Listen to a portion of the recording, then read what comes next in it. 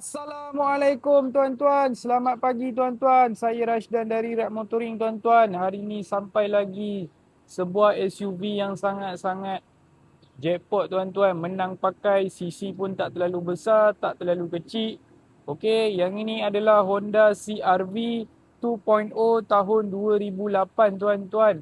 Okey, model ni memang dulu menjadi kegilaan ramai sebab dia punya ketahanan tu tuan-tuan. And then model dia ni memang timeless tuan-tuan. Memang tak ada penghujung masa lah tuan-tuan. Kiranya sepanjang masa boleh pakai walaupun 2008 masih berbaloi pakai tuan-tuan. Saya nak jual pula bawah 15,000 sahaja tuan-tuan. Sangat-sangat murah tuan-tuan.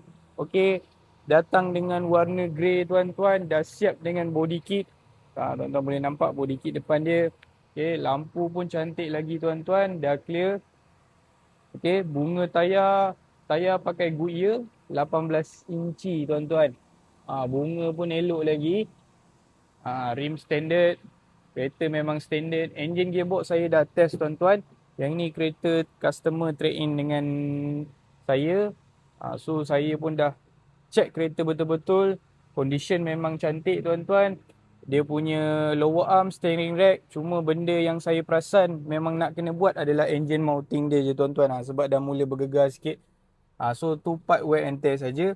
Mileage pula 183,000 sahaja tuan-tuan. Dia ada airbag light. Yang tu tak ada masalah. Nanti saya akan check masuk OBD dan akan clearkan lah. And then ni full spec. Dia dah siap datang dengan multifunction punya steering dekat sini. Radio semua masih standard. Mileage 180,000.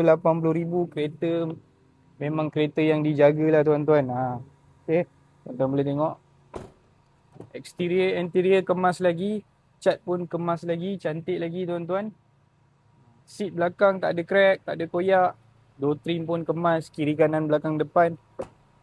Tayar belakang pun pakai Goodyear juga. Tuan-tuan boleh tengok body punya cat. Minor pun sangat-sangat sikit lah tuan-tuan. Tak ada banyak benda pun. Tak ada banyak cala. Bonnet pun memang luas.